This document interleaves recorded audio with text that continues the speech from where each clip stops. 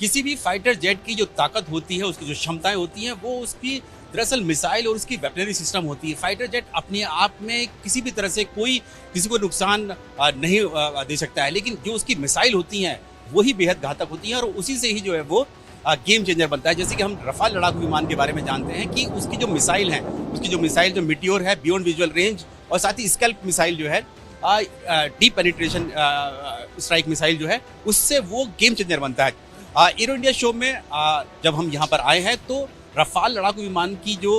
मिसाइलें हैं वो तो हमें देखने को मिलती है। साथ ही जो दुनिया भर में अपनी मिसाइलों के लिए जाने जाने वाली कंपनी है MBDA, जो कि यूरोप की एक बड़ी कंपनी है, उसने अपनी इन मिसाइलों की यहाँ प्रदर्शनी की है। यहाँ पर रफाल की मिटियोर मिसाइल, स्कैल्प मिसाइल तो है ही है, साथ ही साथ अब इनकी सफलता को देखते हुए, क्योंकि रफाल लड़ाकू विमान में ये मिसाइल लगी हुई है, तो भारतीय वायुसेना ने जो अपनी और दूसरे जो फाइटर एयरक्राफ्ट हैं, चाहे हम लोग उनकी बात करें तो जैगवार की बात करें या फिर मिराज 2000 की जिसने बालाकोट में एयर स्ट्राइक की थी, तो उनके लिए भी भारतीय वायुसेना ने MBDA कंपनी से और मिसाइल लेने की तैयारी की है और MBDA कंपनी दे भी रही है। स्कैल्प मिसाइल भी है जो कि जिसकी 300 किलोमीटर तक मार है इसकी, और ये डीप पेनिट्रेशन, यानी कि अगर कहीं पर दुश्मन की किसी बंकर को आपको नष्ट करना है या टेरर लॉन्च पैड को करना है तो उसके लिए इस्तेमाल किया जाता है। अब और ये मिसाइल है जो advance short range air to air missile, ये एसराम मिसाइल जो है ये भी MBDA की ही मिसाइल है। ये दरअसल जो डॉग फाइट होती है, यानी कि आमने सामने की जब लड़ाई होती है, जैसे कि अगर आपको याद होगा कि जब बालाकोट एयर स्ट्राइक के बाद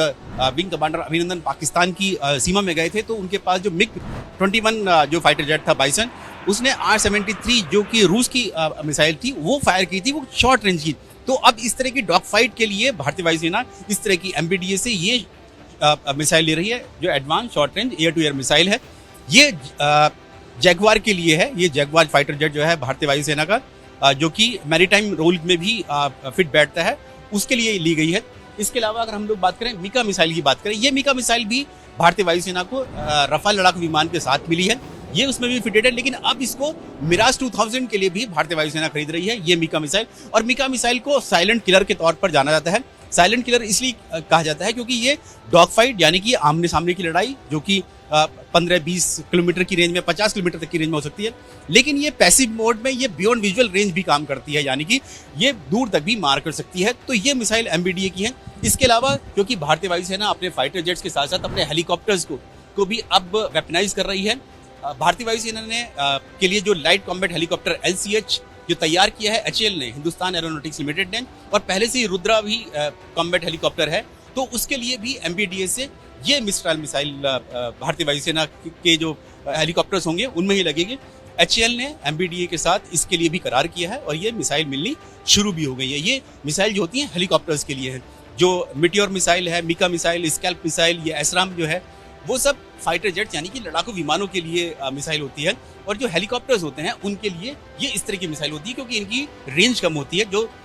कॉम्बैट हेलीकॉप्टर्स यानी कि जो अटैक हेलीकॉप्टर्स होते हैं, उनका जो काम है वो लॉन्ग रेंज का नहीं होता है, तो इसलिए ये मिस्ट्रल मिसाइल भी MBDA से HAL ने ली है, ताकि अगर करार हो, क्योंकि माना जा रहा है कि बहुत जल्द भारतीय वायुसेना और HAL का करार होने वाला है 15 LCH लाइट कॉम्बैट हेलीकॉप्टर्स का, तो उसके लिए ही तैयारी की जा रही है। उनमें से 2 हेलीकॉप्टर्स को तो पहले से ही भारतीय वायुसेना को दे दिया गया है, जो कि चीन से सटी हुई LAC पर तैनात किए गए हैं। तो ये सारी तैयारियां हैं, जो बड़ी बड़ी कंपनियां हैं इस एरो शो में पहुंची हैं, जो अपनी मिसाइलों का, फाइटर जेट्स और अपनी एयरक्राफ्ट, अपने हेलीकॉप्टर्स का तो प्रदर्शन कर ही रही है, साथ ही जो उनको घातक बनाते हैं मिसाइल और वेपन्स के, वो भी यहाँ पर पहुंची है इस एरो इंडिया शो में हिस्सेदारी लेने के लिए।